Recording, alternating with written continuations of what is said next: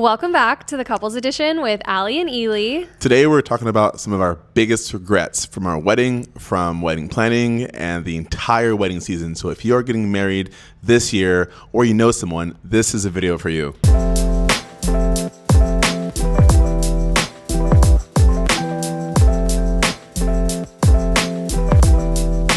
Tragically, we have a lot of regrets, but before we get into that, make sure you subscribe and come back every Friday for a new episode and DM us or comment below what you'd love to hear us talk about next. Whew, we have a long list of these regrets, and we've got some big ones. Yeah. What is your big regret? What are some themes that come to mind? I think there's one theme in particular that really stands out to me, and it has to do with people pleasing. Like if I could go back and do anything different, I would be so much more selfish. Okay. This sounds bad to say, but like to be honest, I would want to be way more selfish. I agree. I was thinking about so many other people. I was thinking about etiquette. I was thinking about expectations or letting people down.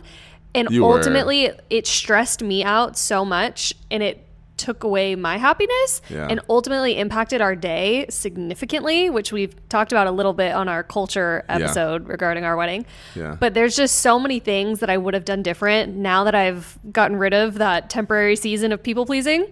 I would redo so much. Absolutely. The people that you tried to please oftentimes don't even stick around past like the wedding date. Or pay, for family. And I think if I could give advice to anybody, something we've talked about previously is that American culture weddings are typically about the bride and groom, where other cultures, it's usually about the family of the people getting married. And so I know it might be controversial or to say be selfish. But honestly, I think even with a lot of the family expectations, there were expectations that they were being selfish about, but weren't willing to pay for or do. And so I think for me, as it relates to cultures involved in weddings, outside of just American culture, it would be hey, if your family wants to do all these things, not your family, but anybody's family, you guys can pay for it and plan it and we can show up. But if it's the wedding and we're paying for it, then we're going to do what we want to do. Exactly. But again, I realize that's an American mindset, but I do feel that deeply. Well, we're speaking from our perspective. Yeah. So that's my perspective as somebody who grew up in the US with a US mindset towards weddings, which is selfish. I definitely wish I was more selfish. Yeah, I agree. The wedding day is supposed to be your day. It's supposed to be the couple's day, from how I see it. Yeah. Especially if you're getting married in the U.S., especially if you are American, you should, that is kind of custom. So I would say you should also be selfish because that is a theme that you should lean on. If you're getting married in a different culture, by all means, this advice probably won't work for you because you have other things you have to battle. Or challenge your culture. Maybe challenge it, sure. But definitely be selfish. Do what you want to do. I think people was one of our biggest regrets, and what we mean by that is making sure that you invite who you want to invite and do it how you want to invite them, if that makes sense. I feel oftentimes, I think you also encounter this, you invite someone out of obligation or etiquette, or you don't want to hurt their feeling, or you don't want them to feel left out. But the fact of the matter is you might love that person as a human and as a friend, but they just might not be the right invite for that season of life, and they probably won't even carry on to your next season of life as a newlywed or year 1, year 2 into your marriage. They'll just kind of fade away as friends. Yeah, and I think the reality too about being selfish is the bride and groom are going to remember that day for the rest of their lives. Not a single other person, not the mother of the bride, father of the groom, whoever, is going to remember that day as much as the freaking bride and groom. Exactly. Which is why I am man, I wish I would have said F everybody else. I'm doing what I want because I'm the one now that lives with the regret and the frustration of all the things that I allowed other people to try to control or run, that I'm no, now I have to deal with it afterwards. And they probably don't even think about it. They don't care about it. And so I'm I should have just done what I wanted to do. And what's the next regret? Done with it. Well, I think piggying back off what you were saying about people, I think something I was really stuck on, again, I suffered from people pleasing for a blip of my life during this season. And I think I felt so much pressure to either invite certain people, even my extended family.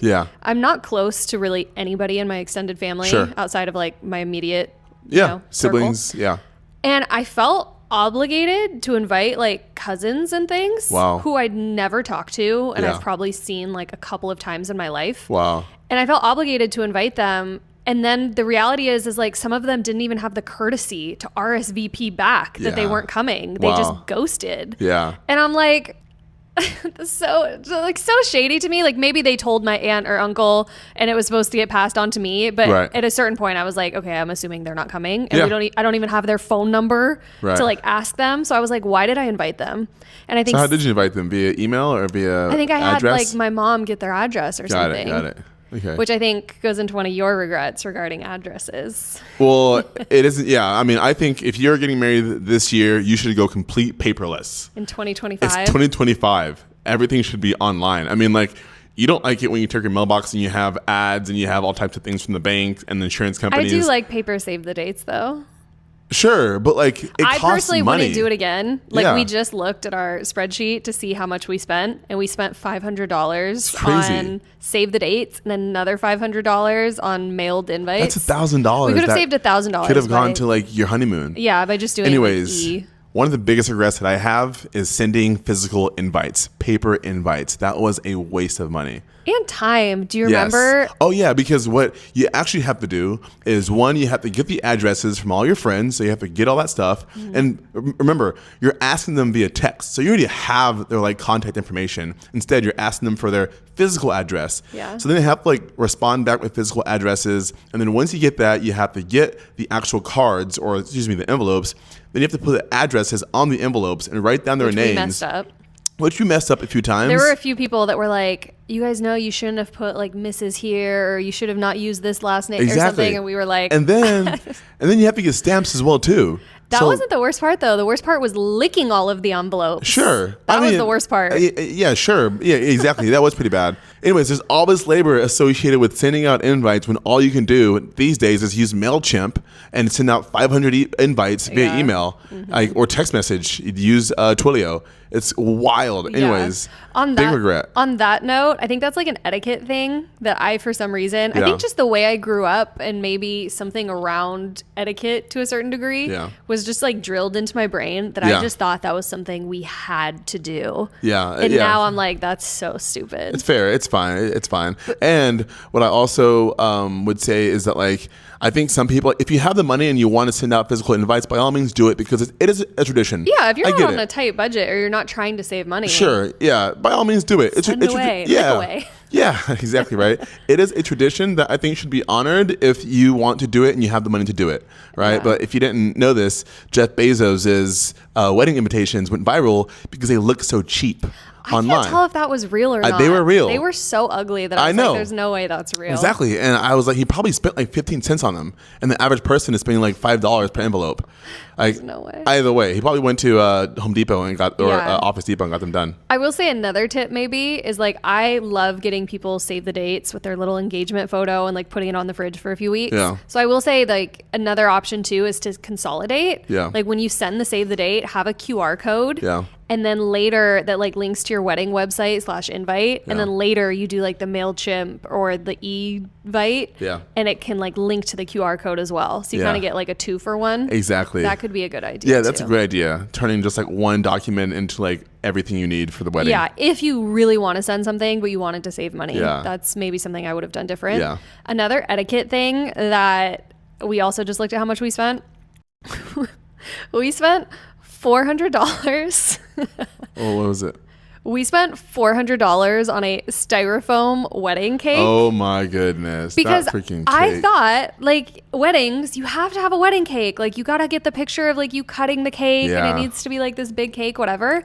But actual wedding cakes are like over $1,000 to get like a tiered cake. Yeah. And so this person I found told me that she makes styrofoam cakes and she just like stacks the styrofoam and then covers it in a layer of fondant. Yeah. And she cuts out a piece that you slide real cake into so you can get the whole cutting thing, which we did. Yeah. So the back of our styrofoam cake had this like marker on it of where we were supposed to cut to get the real cake. Yeah. And we had bought these sheet cakes from a local grocery store. Oh yeah. And because we got married in a state that we weren't very familiar with, Wasn't it like Costco or Safeway? No, it was Kroger. It was in Atlanta. Kroger, maybe? Kroger, yeah. No, it was something like that. Yeah. I don't know what it was, but the cake ended up being terrible. Yeah. I remember when we got back to our hotel room that night. It was pretty bad. And they had boxed us up cake we slices. were actually disappointed that we served these to our guests. I was embarrassed that like went out. It was so nasty. It was pretty bad. It was really bad. And the fact that we paid $400 for that fake cake. So what would you have done differently? Do cheap cake. I would have skipped a tiered cake altogether. Yeah. And I would have done like, I love donuts. Nice. So I would have done like a donut wall or something, Oh, or like nice. donuts to go, or chocolate chip cookies, like Yeah. something that's still easy and affordable, but like actually tastes good and could have been a different level of cute, maybe. Fair. Yeah, I agree. I would have done that, or I would have done like just an average cake, like a vanilla cake, like a basic cake that Something you know is simple. going to win. But it's easy to do as well too. That doesn't require all this, you know, festivities. The fact they charge so much to stack freaking cakes on top of each other is ridiculous. Yeah, I know, it's just styrofoam. Like you're literally just like on top of each other. I know. Okay, so that's another regret.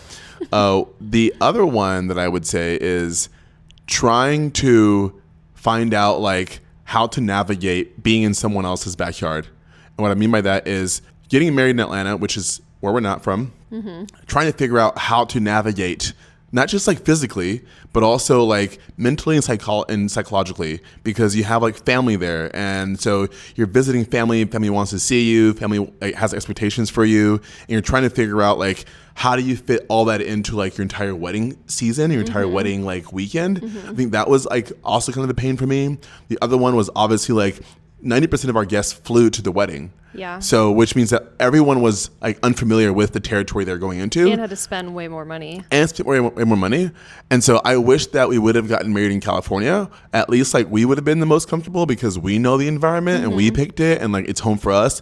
And then like 60% of our friends would have actually also been from the area. Yeah. So like it just would have been easier for everyone to like have done their whole, you know, shebang. Yeah. But I feel like driving to the venue and getting a hotel at the venue and getting back to the airport, all that stuff, in my opinion, just felt like a lot for the guests, and I kind of regret it. I take back what my biggest regret is. What? My number one biggest regret is the location of where we got married. Yeah. Getting married in another location to make it more convenient for family or somebody else and not you guys was so stupid. But that also ties into people pleasing because it does. So I guess people pleasing is like the umbrella, but the biggest regret under that umbrella is the location. Yeah, absolutely. It's been 3.5 years, and sometimes I'm laying in bed thinking, why in the world did I not get married in California? I know. Like, it still to this day bothers me because it just makes no sense. Yeah, I totally agree. The fact that the majority of our guests had to travel, Yeah. all because like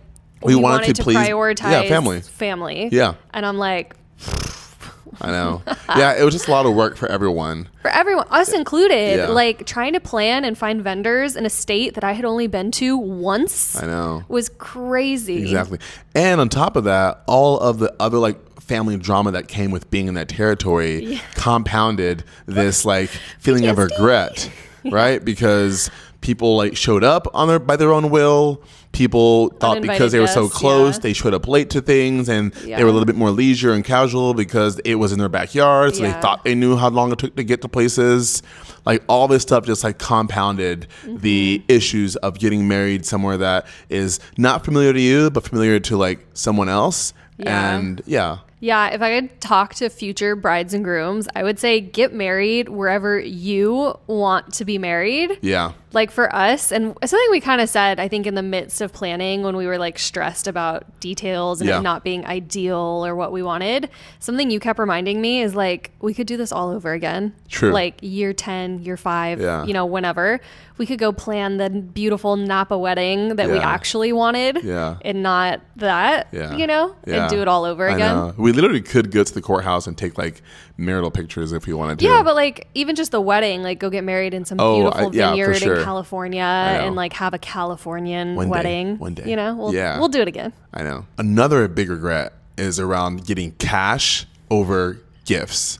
And I guess I mean to say, I wish we got more cash and less actual gifts. Because when you get gifts, it's all great and dandy, but you start to realize that like you could have paid for these things on your own had you gotten the cash, and you could have also have done more with the cash by spending it on like your honeymoon, on like your new furnished apartment or your house, whatever it is that you want. And I think that would have made a little bit more sense. And sure, we got amazing things, and I'm so glad that everyone contributed to actually buying the gifts that were on our list.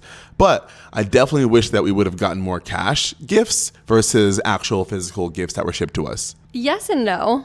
I agree. And to be clear to anyone watching, we signed up for gifts. It wasn't like we're complaining that people gave us gifts. We had a registry for all of these gifts that we then got. I agree that I think more cash would have been better, particularly because 9 months after we got married, we packed everything up into a storage unit to travel the world for 2 years. So those gifts felt pretty worthless at that point. Yeah. However, now that we have a home again, I think one of my favorite gifts that we got is like some of our kitchen stuff. Yeah. Like sometimes I'm using stuff in our kitchen and I remember who bought it.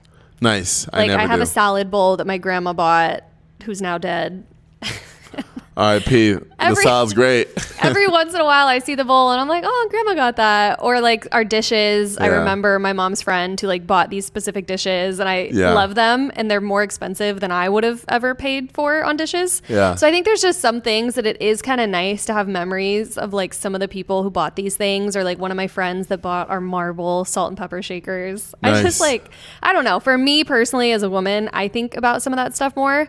I would say a compromise is to only pick specific things for a registry that might last forever, like the marble salt and pepper shaker things we have. Sure. We can have those for decades. And I think like stuff like that is so cute and could be sentimental from somebody. Yeah. And then just not do anything else, which would force the rest of the guests to do cash. Yeah, I love that for you. I love that you appreciate those things. I do. And, for me, I would say that, like, depending on your budget, depending on, like, your point in life, if you're getting into an apartment, or if you cash. Exactly. Or even if you have, like, enough things in the kitchen.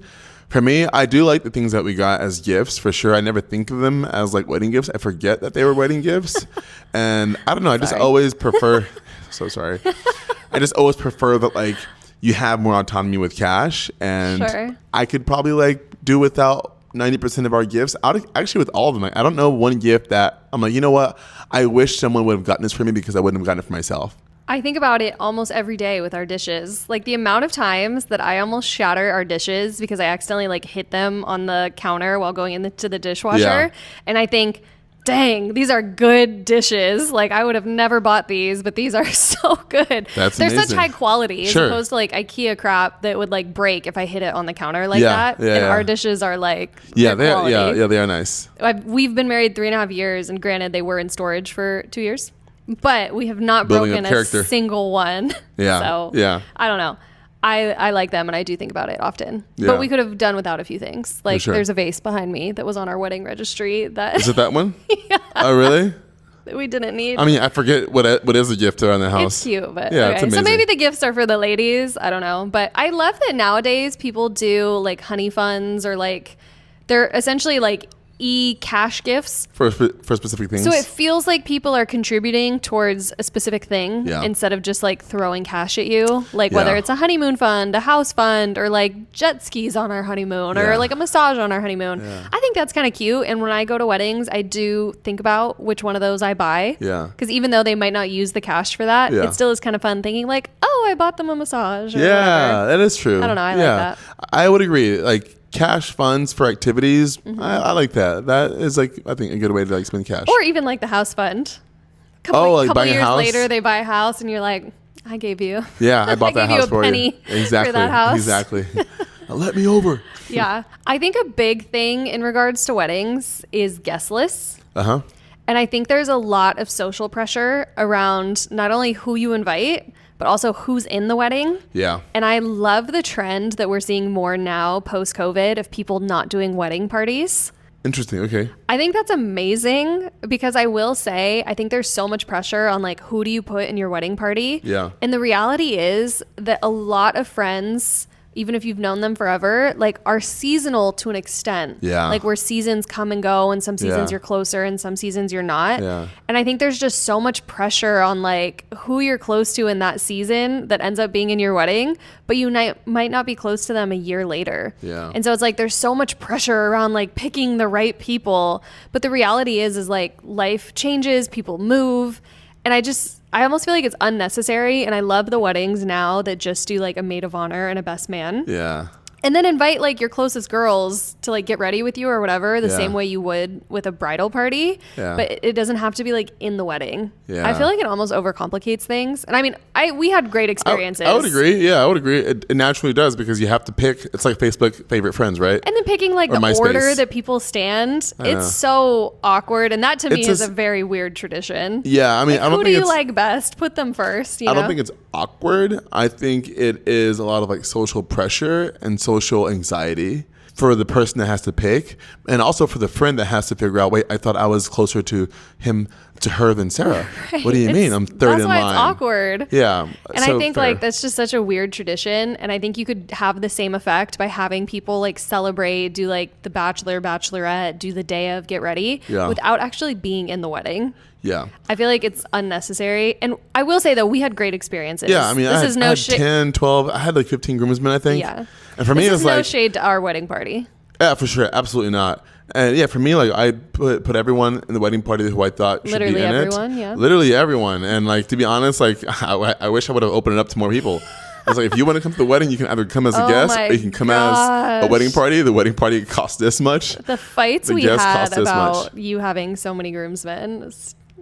Yeah, and it all worked out. The fact that you're even considering having more is crazy. I know, it's amazing. One more thing that I think was a big mistake on my part that I didn't know any better, so I wish I could give this wisdom to a future bride and groom, is do not hire a photography, videography company that has multiple photographers and videographers and you don't get to pick. Agency. Hire a specific person that has a specific portfolio that you can look so you know exactly what you're going to get. Yeah. We made the mistake of doing a bundle deal where we hired like three people. Media company. Yeah, to hire 3 people. Well, they have, I think, their own like contractors or whatever. And so we had no idea who our wedding photographers and videographers were going to be. Yeah. And honestly, I feel bad saying this, but like they did a pretty bad job. Yeah, they weren't ideal. Like we have some beautiful wedding photos, but even our video looks like a 5th grader made it on like Photoshop editing or something. And Adobe our videographer, I don't remember him ever like saying a word to us. He just kind of like, he left the thing like on a tripod the majority of the day. Wow.